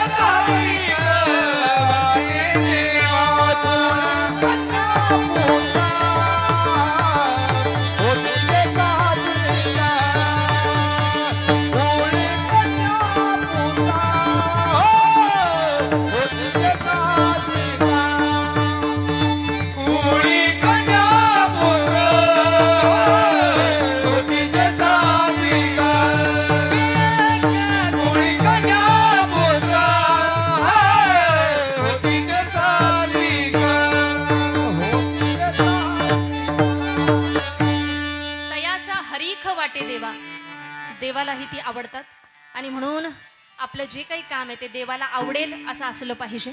कीर्तन असू द्या, प्रवचन असू द्या. आजचा काळ थोडासा बदललेला आहे आणि अशी काही उदाहरणं मी पाहिलेत. मी ज्या परिसरात राहते, पुणे शहरामध्ये खराडे चंदननगर जो एरिया आहे तिथं आम्ही राहतो, आमचं कुटुंबाचं वास्तव्य आहे. तिथे एका काल्याच्या कीर्तनाचं म्हणजे नियोजन होतं, काकडा आरतीची समाप्ती होती. तिथे एका महाराजांचं कीर्तन होतं. आदल्या दिवशी मला फोन आला, म्हणजे ताई उद्या जिथं तुमचं कीर्तन आहे ती तारीख आधी मला मिळाली होती, पण त्यांनी कॅन्सल करून तुम्हाला बोलवलं. म्हटलं बरं मग काय झालं? म्हटले नाही नाही, तुम्ही त्यांना कॅन्सल म्हणून सांगा, माझा तिथं कार्यक्रम होईल. आता या क्षेत्रातली जी लोक आहेत त्यांना ते बऱ्यापैकी कळेल. मी म्हटलं मी तुम्हाला ओळखत नाही, बरोबर ना, हे का सांगताय हेही माहीत नाही. म्हटलं मी त्या मंडळाशी जरा बोलते आणि मग आपण चौकशी करू. मी त्या कार्यकर्त्यांना फोन केला. ते म्हटले काय झालं, ते महाराजच आहेत, हे जरा आम्हाला उशिरा कळालं. मला काय म्हणायचंय तुम्हाला कळालं, ते महाराजच आहेत हे जरा आम्हाला उशिरा कळालं. त्याच्यामुळे आम्ही काय केलं, त्यांची तारीख मग म्हटलं नाही नक्की झालं काय. म्हणे महाराज म्हटले तुम्ही जर माझी तारीख कॅन्सल कराल, महाराज कोण आहेत काय आहेत हे तुम्हाला नंतर कळेलच, पण तारीख कॅन्सल केल्यानंतर महाराज म्हटले जर तुम्ही माझी तारीख कॅन्सल केली तर जिथं तुमचं काकड आरतीची समाप्ती तिथं येऊन आत्महत्याच करीन म्हणे. आता असं म्हटल्यावर शेरा सव्वा शेर आहेत आजच्या समाजात, बरोबर ना. ते कार्यकर्ते म्हटले, त्यातला एक मंडळाचा कार्यकर्ता म्हटले महाराज तुम्ही येऊन आत्महत्या कराच, त्याबद्दल आमची काही दुमत नाही किंवा आमचा नकारही नाही, तुम्ही येऊन तिथं आत्महत्या करा. पण म्हणे भले मला कीर्तन प्रवचन काही येत नसू द्या, पण तुमच्या 10व्या 13व्या पर्यंत मी प्रवचन शिकून 10व्या 13व्याला प्रवचन करीन म्हटलं. म्हणजे जगात शेरास म्हणजे विचार हा आहे की आमच्यामध्ये सात्विकता असणं फार महत्त्वाचं आहे. आणि म्हणून आम्ही ज्या गुंत्यात गुंतून पडलोय, संसार बंधनं तोडावेगी तुमचं माझं सगळ्यांचं पाठ आहे, पण प्रत्यक्षात मात्र काय घडतंय, जसं हरिण पकडायचं असेल तर तो पारधी काय करतो, जाळं अंथरतो, त्याला त्यामध्ये हिरवा चारा टाकतो, ते जाळ्यात पावलं अडकतात, हिरव्या चाऱ्याच्या आमिषानं हरिण जातंय, पण त्याच्यामध्ये त्याची पावलं अडकून पडतात, बाहेर पडता येत नाही. माकड पकडायचं असेल तर माकडवाला काय करतो, बारीक तोंडाचं भांडं घेतो, त्याचं तोंड कसं असतं बारीक, जास्तीत जास्त आपला हात त्याच्यामध्ये जाईल असं भांड आहे, पण त्याच्यामध्ये ठेवतो फुटाणे. फुटाण्याचा वास आला की ते माकड येतंय त्या भांड्यामध्ये हात घालतंय. भांड्याचं तोंड कसं आहे, बारीक आहे, निमुळतं असं. आतमध्ये हाताला फुटाणे लागतायत, त्याला आनंद होतोय, पण हात बाहेर काढताना मात्र मूठ भरून फुटाणे घेते. हात आतमध्ये जातोय पण मूठ काही बाहेर येत, बराच वेळ प्रयत्न करते. बरं मूठ सोडली तर हात बाहेर येईल बरं का, सुटका करून घेता येईल बरं का, पण मूठ सोडण्याचा मोह होत तोपर्यंत माकडवाला येतो, त्याला पकडून घेऊन जातो. तसंच मासे पकडायचे असतील तर कोळी लोक काय करतात, त्यांच्या जवळच्या गळाला गांडूळ बांधतात, गांडूळ 2-3 तुकडे करतात, एखादा तुकडा गळाला बांधतात, गळ पाण्यात सोडतात. त्या गांडुळासाठी म्हणजे माशासाठी गांडूळ आमिष असतं, मासा त्या गांडुळाच्या दिशेने यायला लागतो. ते गांडूळ त्या माशाला म्हणतं मत आव मेरे लिए, मैं आधा हुआ तेरे लिए, मत आव मेरे लिए, मैं आधा हुआ तेरे लिए, तू आता है मेरे लिए लेकिन ऊपर खडा है तेरे लिए. तरीही ऐकत परिणामी त्या गळात अडकतो, कोळीवर हिसका मारतो. पुढे त्याचं काय होतं मी सांगायची गरज नाही. तात्पर्य काय, आपण ज्या परंपरेचे आहोत त्यामध्ये आपण असं गुंतून पडलेलोच आहे. कसं पाहे गुंतलो नेनता माझी असो तुम्हा चिंता,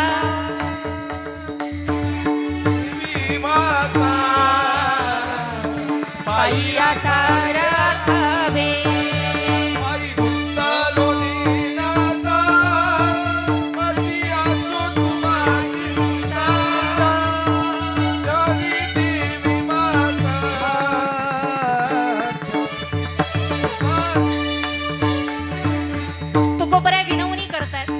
ज्या चिंतेबद्दल मगाशी मी बोलले ना की देवा माझी तुम्हाला चिंता असावी, पण आज हा विचार आमच्या मनात रुजलाय का, चिंतेचाही विचार करायचा मला वेळ नाही, एवढ्या घाईत आहे आम्ही, प्रत्येकाला घाई आज. आता या घाई या शब्दावर जर बोललं तर अख्खं कीर्तन इथं राहील, जाता जाता तुम्ही घाई हा शब्द घेऊन जाल, एवढी घाई आम्हाला. एखाद्या लेकरू जन्माला यायच्या आत म्हणजे गर्भातल्या श्वासांना डोळे भरून बघायची घाई आहे. दुसरीकडे एखादा व्हेंटिलेटरवर असेल, लोक म्हणतात उतरवा त्याला, गॅसवर आहे, किती वेळ गॅस कृत्रिम श्वासावर ठेवणार, त्याला जायचं असेल तर जाऊ द्या. म्हणजे जाणाऱ्याला निरोप देण्याची सुद्धा आम्हाला काय आहे, एकीकडे जो जीव जन्माला आला नाही त्याला डोळे भरून बघायची घाई आहे, आणि एखादा जीव जाण्याच्या मार्गावर आहे तर त्याला निरोप देण्याची घाई आहे. आयुष्यात एखादा चांगला क्षण मिळाला तर त्याच्यावर मोहर उमटवायची घाई आहे, लगेच तो कॅमेरा बंद करण्याची घाई आहे. पण दुसरीकडे एखादा क्षण वाया गेला तर त्याच्या नावे खडे फोडायची सुद्धा घाई आहे.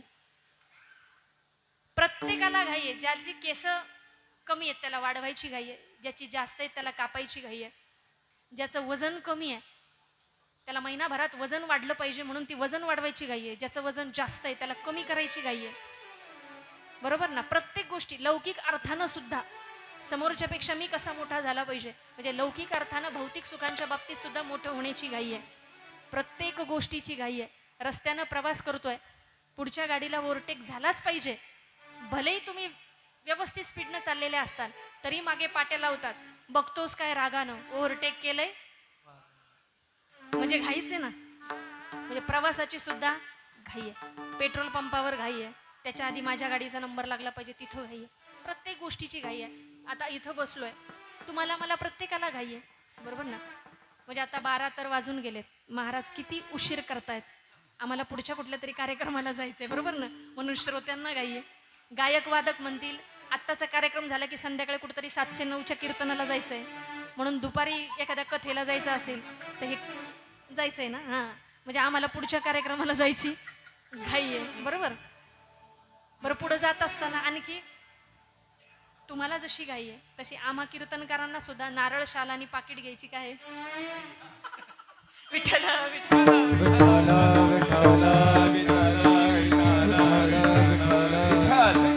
घाई प्रत्येकाला आहे. बरोबर? थांबायला कुणालाही वेळ नाही. आणि म्हणून ह्या वेळेचा विचार आम्ही करणं, आजचा सूर्योदय बघण्याची संधी मला देवानं दिली म्हणून रोज देवाचे आभारच मानले पाहिजे. आत्ताचा सेकंद गेला, यानंतर 60 सेकंदाचा 1 मिनिट होणारच आहे. 1 मिनिट, 2 मिनिट, 3 मिनिट, 60 मिनिटाचा 1 तास होणार आहे. मागचा तास पुन्हा येणार नाही.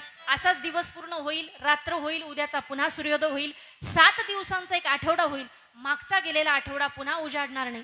असा 30 दिवसांचा 1 महिना होईल, मागचा महिना पुन्हा येणार नाही. बरं, असे 12 महिने पूर्ण होऊन 1 वर्ष होईल. 2024चं कॅलेंडर आम्ही आता पुन्हा घरात लावणार आहे. 25 गेलं, 26 गेलं, अशी 10 वर्ष जातील, 1 दशक पूर्ण होईल, मागचं दशक पुन्हा येणार नाही. 10 दशकांचं 1 शतक होईल, मागचं शतक पुन्हा येणार नाही. काळ हा नेहमी पुढेच जाणार आहे, तो कधीही माग येणार. म्हणून काळाची उडी पडेल वा जेव्हा, सोडविना तेव्हा माय बाप, सोडविना बंधू पाठीची बहीण, सेजेची कामीन दूर राहे, सोडविना राजा देशीचा चौधरी, अनेक सोयरी भली भली, तुका म्हणे तुझं सोडविना कोणी, एका चक्र पाणी वाचवणे. त्याचं भजन चिंतन आमच्याकडून घडलं पाहिजे. त्यासाठीचा व्यावहारिक दृष्टिकोन बाजूला ठेवून पारमार्थिक दृष्टिकोनही विकसित झाला पाहिजे. नात्रांचं गोड भारूड मला आठवलं. कुठल्याही कार्यक्रमाला जाऊ द्या, लोक मला आवर्जून सांगतात 5 मिनिटं तरी त्याच्यासाठी देत जा, म्हणून आवर्जून सांगेल. एक भवानी आईची महान भगवत भक्त आहे, ती देवीकडे मागणं मागते. तिचं मागणं काय? सत्वर पाव ग मला भवानी आई रोडगावा तुला, सत्वर पाव ग मला भवानी आई रोडगावा तुला, सत्वर पाव ग मला भवानी आई रोडगावा तुला, सत्वर पाव ग मला भवानी आई रोडगावा तुला. हा, सत्वर पाव ग मला भवानी आई रोडगावा तुला, सत्वर पाव ग मला भवानी आई रोडगावा तुला, सत्वर पाव ग मला भवानी आई रोडगावा तुला, सत्वर पाव ग मला भवानी आई रोडगावा तुला. सासरा माझा गावी गेला, सासरा माझा गावी गेला, तिकडच खपवी त्याला, तिकडच खपवी त्याला, भवानी आई रोडगावा तुला, सत्वर पाव ग मला भवानी आई रोडगावा तुला, सत्वर पाव ग मला भवानी आई रोडगावा तुला. सासू माझी जाच करते, सासू माझी जाच करते, लवकर निघ तिला, लवकर निघ तिला, भवानी आई रोडगावा तुला, सत्वर पाव ग मला भवानी आई रोडगावा तुला, सत्वर पाव ग मला भवानी आई रोडगावा तुला. जाऊ माझी बडबड करते, जाऊ माझी बडबड करते, बोडकी कर ग तिला, बोडकी कर ग तिला, भवानी आई रोडगावा तुला, सत्वर पाव ग मला भवानी आई रोडगावा तुला, सत्वर पाव ग मला भवानी आई रोडगावा तुला. नंदेचं कार्ट किरकिर करत, नंदेचं कार्ट किरकिर करत, खरूज येऊ दे त्याला, खरूज येऊ दे त्याला, भवानी आई रोडगावा तुला, सत्वर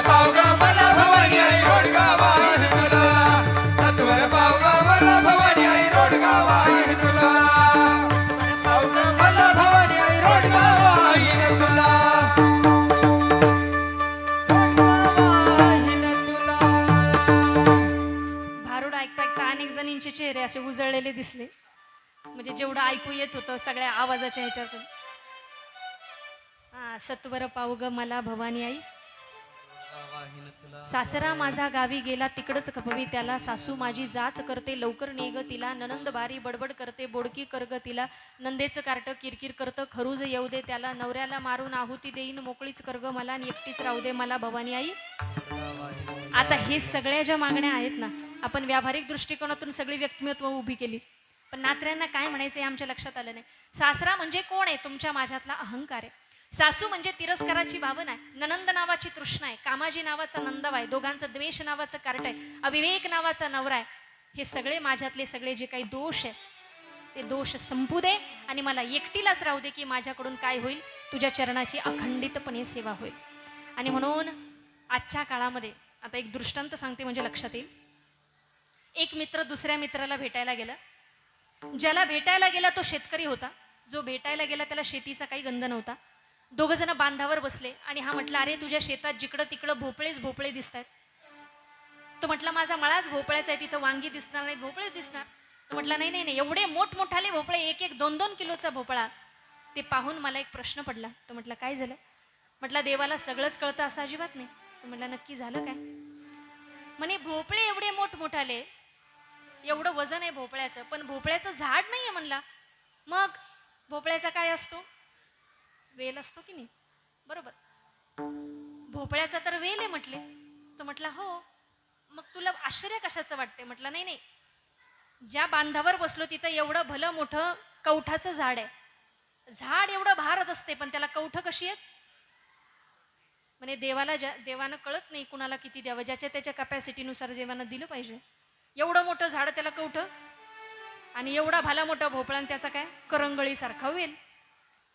तो म्हटला, नक्की तुला म्हणायचं काय? म्हणे, ज्याला पैसा वापरण्याची अक्कल नाही त्याला देव भरभरून देतो, माझ्यासारख्याला थोडंफार कळतं तर मला देऊन बघत नाही.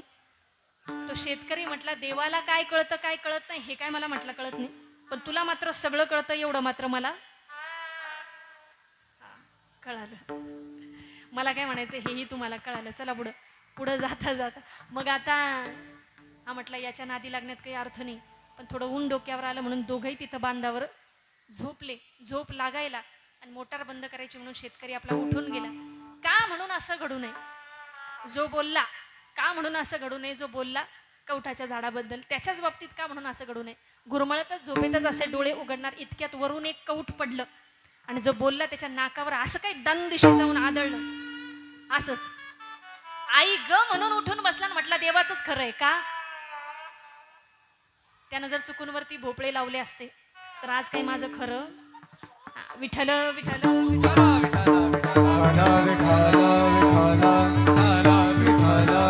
त्यामुळेच देव जे काही करतो ते कुठेतरी आमच्या भल्यासाठीच करतो, याचा विचार आम्ही केला पाहिजे. आणि आज भाग्यवान आम्ही आहोत की पवित्र ते कुळ पावन तो देश जेथे हरीचे दास जन्म घेतील. या भूमीमध्ये जन्माला आलो, निवृत्तीनाथ महाराजांच्या पावन परिसरामध्ये आहोत. खरं तर बंधू प्रेमाची महती सांगणं खरं तर क्रमप्राप्त आहे, पण वेळेचं बंधन माझ्याकडे आहे. म्हणून मी एक गोष्ट इथं आवर्जून सांगेल की मायाळू असलेली आई सांगत असताना मला कणखर असलेली आई सांगावीशी वाटते. कारण गीता भागवत करीती श्रवण असं म्हणत असताना त्यांची पिढी आज जर एवढा मोठा सोहळा आयोजित करत असेल तर हे संस्कार आईंनी केलेले आहेत. म्हणून त्या संस्काराची महती सांगताना मी असं म्हणेल, फमू शिंदेची गोड कविता. ते म्हणतात, आई म्हणजे एक नाव असतं आणि घरातल्या घरात गजबजलेलं गाव असतं.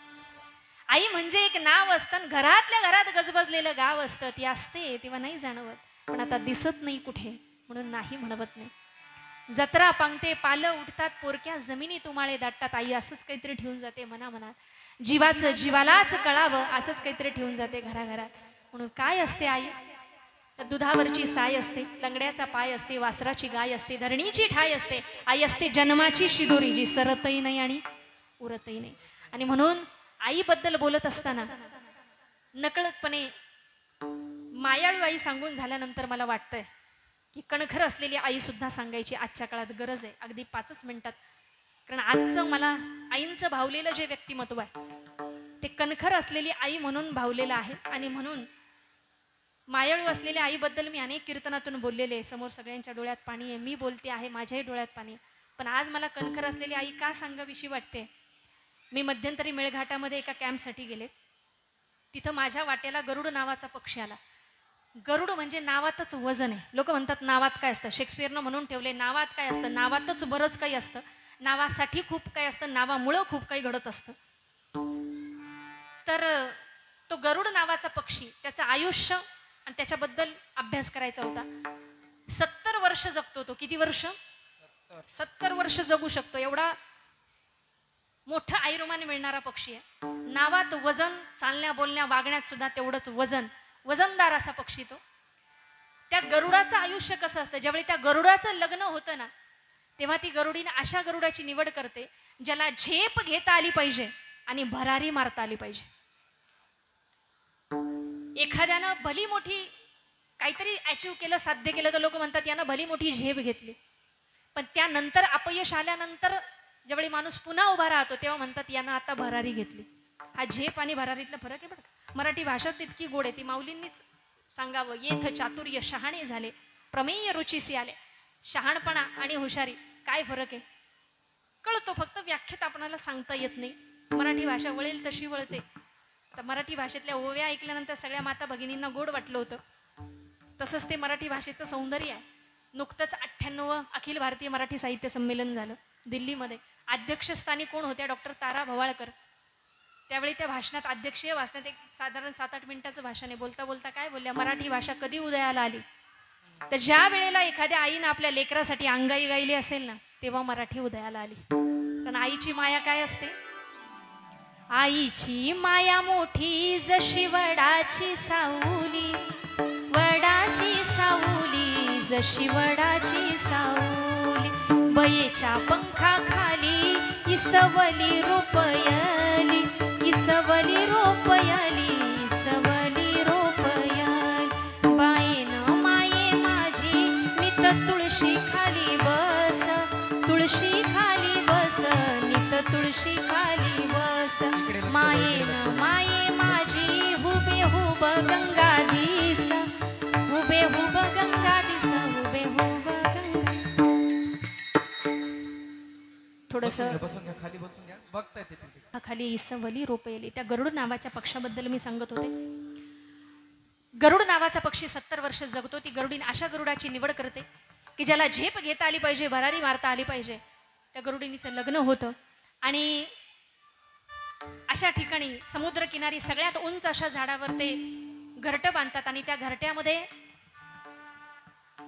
तिथं त्यांचा संसार सुरू होतो. त्या गरुडिनीला ज्यावेळी बाळ होतं, बाळ झाल्यानंतर काही तासातच ती गरुडीन काय करते, समुद्राच्या किनारी सगळ्यात उंच झाडाच्या सगळ्यात उंच फांदीवर त्यांचं घरटं आहे. पण तिथून ती काय करते, तर त्या काही तासांच्या बाळाला समुद्राच्या पाण्यामध्ये ढकलून देते. ते गरुडाचंच बाळ असतं बरं का. पाण्यात पडलं की झेप घेते. पण एखाद्या बाळाला नाही जमलं, गट्टांगळे खायला लागलं, तर तो गरुड जातो, त्या बाळाला उचलून आणतो, पुन्हा घरट्यात आणतो. ती गरुडीन पुन्हा थोड्या वेळाने त्या बाळाला ढकलून देते. पुन्हा ते गटांगळे खायला लागलं, ते गरुड पुन्हा उचलून आणतो. जोपर्यंत त्याला झेप घेता येत नाही तोपर्यंत दिवसभर हा कार्यक्रम चालू असतो. कशासाठी? आई वडील, आई बाप कोणासाठी कणखर होतात, तर आपल्या लेकरांसाठी काय होतात, तर कणखर सुद्धा होतात. जुन्या काळातले मायबाप कसे होते, तर कणखर होणारे होते. आमच्या काळात थोडासा बदल झालाय. मध्यंतरी पुण्यात एक मी पाटी पाहिली, घराच्या बाहेर लिहिलेलं होतं, आमचा मुलगा 12वीला आहे, कृपया आमच्या घरी जास्त ये जा करू नये. पुणेरी पाटी ती उलगडायची नसते. आमचा मुलगा 12वीला आहे, कृपया आमच्या घरी जास्त. आजकाल परीक्षा पालकांच्या आहेत की मुलांच्या, हा प्रश्न पडतो. ही जुनी माणसं इतकं समृद्ध आयुष्य का जगली? कारण लेकरांना उभं करण्यासाठी त्यांच्या पंखात बळ यावं याकरता ती कणखर सुद्धा झाली होती. आणि म्हणून एका बाजूला मायाळू असलेला स्वभाव, दुसऱ्या बाजूला सगळ्यांच्या डोळ्यात आईनविषयी नेहमी आदरयुक्त भीती असायची. तो कणखर असलेला स्वभाव, त्यांचे स्वभाव विशेष आज खऱ्या अर्थानं उल्लेख करून त्या प्रेरणा पुढे घेऊन जाणं हीच खऱ्या अर्थानं त्यांना श्रद्धांजली असणार आहे. विठ्ठल विठ्ठल विठ्ठल.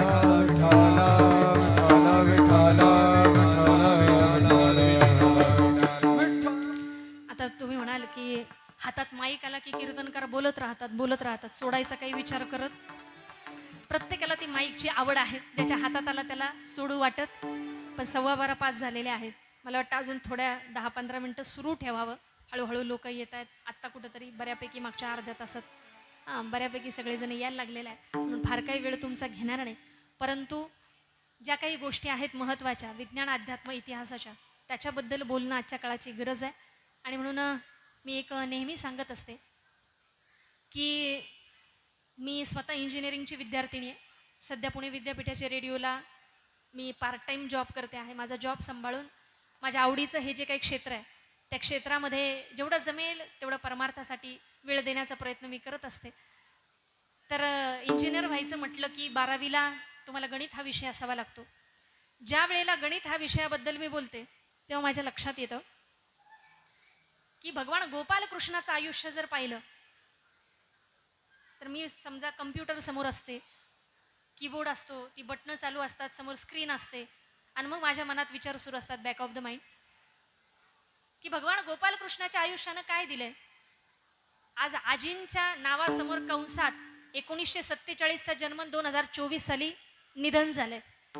आमच्या काळात एवढं भरभरून आयुष्य मिळेल असं कंसात आमचं वयवर्ष भरभरून असेल का हा प्रश्न मला पडतो. म्हणून आज आरोग्य प्रबोधनावर बोलायची गरज आहे. आत्ता कुणाला तरी चक्कर आली, बरोबर ना. तर अशा घटना मी पाहिल्या की मध्यंतरी एका दशक्रिया विधीचा काहीतरी कार्यक्रम होता. उभं राहिल्या एका व्यक्तीला पॅरालिसिसचा अटॅक आला. काय करावं कुणालाच काही कळेना. मध्यंतरी पुणे जिल्ह्यामध्ये एक डॉक्टर मुलगी आहे, ती आईशी बोलते आहे. बोलता बोलता आईला अटॅक आला. डॉक्टर असलेल्या लेकीला प्रथमोपचार करायला सुद्धा वेळ मिळाला नाही. एवढा तो स्ट्रोक भयानक होता. मध्यंतरी एक घटना अशी घडली आमच्या खेड तालुक्यातल्या परिसरामध्ये. 27 वर्ष वय महिलेचं, 2.5 वर्षाचं लेकरू, कॅन्सरसारखा दुर्धर आजार झाला. तो आजार लपवला, त्याच्यामुळे त्याचं प्रमाण वाढलं आणि त्यानंतर 4 महिने झुंज दिली. आता बरं वाटायला लागले. आता तुम्हाला डिस्चार्ज उद्या मिळणार आहे हे कळाल्यानंतर एवढा आनंद झाला की त्या आनंदाचा स्ट्रोक एवढा होता, तो आनंद पचवता आला नाही. तिथंच प्राणज्योत मालवली. एवढा हार्ट अटॅक, हे असं प्रमाण प्रचंड वाढत चाललेलं आहे. त्याच्यामुळे आरोग्याची काळजी घेतली पाहिजे. 2 शब्द मी जाता सांगेल. पहिला शब्द आहे एक्झरसाइज आणि दुसरा शब्द आहे इमोशन्स. भावभावना ही मनुष्याला लाभलेली देण आहे. त्या भावभावना जपूयात. एक्झरसाइज म्हणजे 4 पावलं तरी आपण चालली पाहिजे, ती काळाची गरज आहे. आणि मी म्हणेल, आता आल्या उल्लेख करताना म्हटले की आदरणीय मामा समोर बसलेले आहेत, जाधव मामा, ते आणि आई रोज चालायला जायचे, बरोबर ना. रोज आपल्या बहिणीकडे जायचे, तिला घेऊन चालायला जायचे. मी म्हणेल अख्खं प्रवचन कीर्तन सगळं इथं राहिलं, विवेचन सगळं इथं राहिलं तरी चालेल, पण त्या बहीण भावाच्या आयुष्यातला रोज चालण्याचा हा जो दिनक्रम आहे ना, तो तुमच्या माझ्या सगळ्या पिढ्यांनी जर घेतला तर आरोग्यासाठी तो नितांत गरजेचा आहे. 3 मजले जर धाप न लागता आम्ही चालून जाऊ शकत असू तर आमचं हृदय आहे भक्कम अजूनही. पण थोडीफार धाप लागायला सुरुवात झाली असेल तर समजायचं काहीतरी बिघडलंय. आपल्या हृदयाची काळजी घेतली पाहिजे.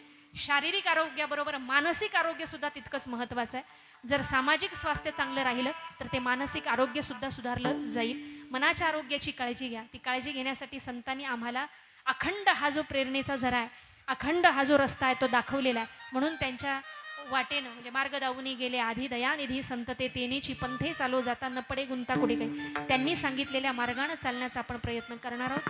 हा मार्ग साधा सोपा सरळ होता. मध्यंतरीच्या काळात त्या वाटा मलिन झाल्या, त्या पुन्हा उजवण्यासाठी म्हणून आम्ही म्हणतात संत महंत आम्ही आलेलो आहोत. आणि म्हणून मी सांगत होते की गणित ह्या विषयाबद्दल, कंसाबद्दल बोलता बोलता पुढे गेले की कंसात वयवर्ष भरपूर लागलं पाहिजे, त्यासाठी आरोग्याची काळजी घेतली पाहिजे. जुनी ही जी माणसं होती ती भरभरून जगली, त्याचं कारण ते आहे. आता ह्या गोष्टी सांगता सांगता भगवान गोपालकृष्णानं काय केलं, जसं आमचे गुरुजी सांगायचे, नीलम एखादं गणित जर सोडवायचं असेल तर तुला आधी कंस सुटला पाहिजे, गणित आपोआप सुटल. जगण्याचं तेच आहे. भगवान गोपालकृष्णानं सुद्धा काय सोडवलंय, कंस सोडवलाय ना. म्हणून मग आमच्या कानावर जेव्हा शब्द पडतात तेव्हा लक्षात येतं की देवानं सुद्धा कंस सोडवलाय. त्या देवाला भेटायला गवळण निघाली. 90 वर्ष वय होतं. म्हटली सगळ्याजणी नटून थटून निघाल्या, आपणही नटून थटून निघावं. जुना फडताळातून आपला शालू काढला, घाईघाई नेसायला सुरुवात केली, पण उलटा नेसली. आतली बाजू बाहेर आणि बाहेरची आतमध्ये. असं काय अवतार करून घेतला, होठो पे लाली, उलट केलं, होठो पे काजल नैनो में लाली लगाते चली दिवानी बनी. अशी अवस्था झाली. कशी, हरी तुझ्या मुरलीच्या पायी रे देवा तुझ्या मुरलीच्या पायी रे मन मोहिले रे मन मोहिले मन मोहिले रे मन मोहिले देवा तुझ्या मुरलीच्या पायी रे हरी तुझ्या मुरलीच्या पायी रे मन मोहिले रे मन मोहिले मन मोहिले रे मन मोहिले गाईची वास रे म्हशीला सोडली म्हशीची वास रे गाईला सोडली बैलाची दार कशी काढू रे बैलाची दार कशी काढू रे मन मोहिले रे मन मोहिले मन मोहिले रे मन मोहिले देवा तुझ्या मुरलीच्या पायी रे हरी तुझ्या मुरलीच्या पायी रे मन मोहिले रे मन मोहिले मन मोहिले रे मन मोहिले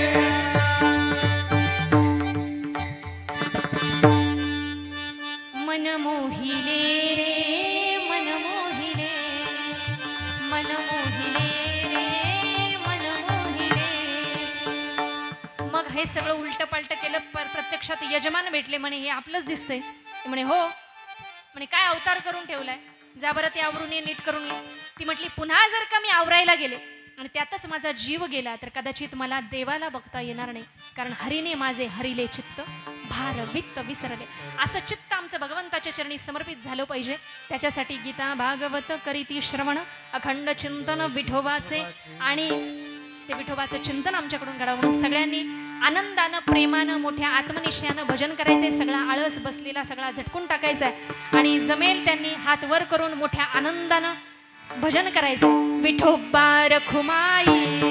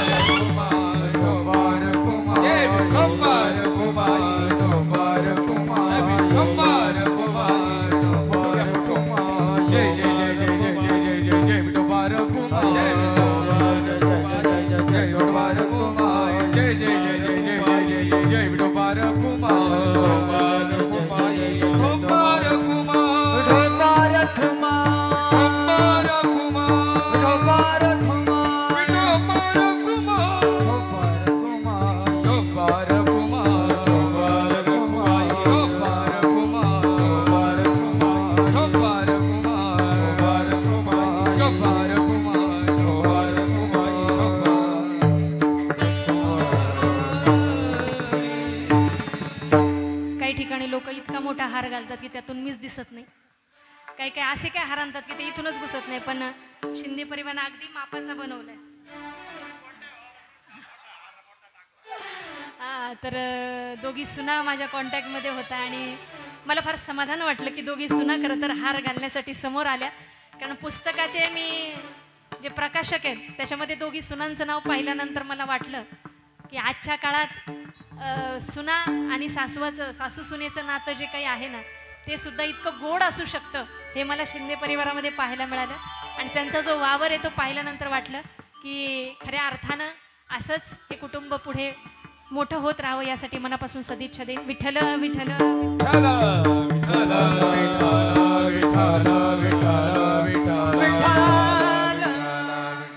खरं तर येता येता जो विचार करत आले होते अध्यात्म चिंतन, थोडासा इतिहास सांगावा, थोडंसं विज्ञान तंत्रज्ञान बोलावं, पण इथं आल्यानंतर आईंचा चेहरा पाहिल्यानंतर असं वाटलं की आज कुटुंब उलगडावं, आज आईंचं व्यक्तिमत्व उलगडावं आणि त्या प्रेरणा इथून जाताना सोबत घेऊन जाव्यात.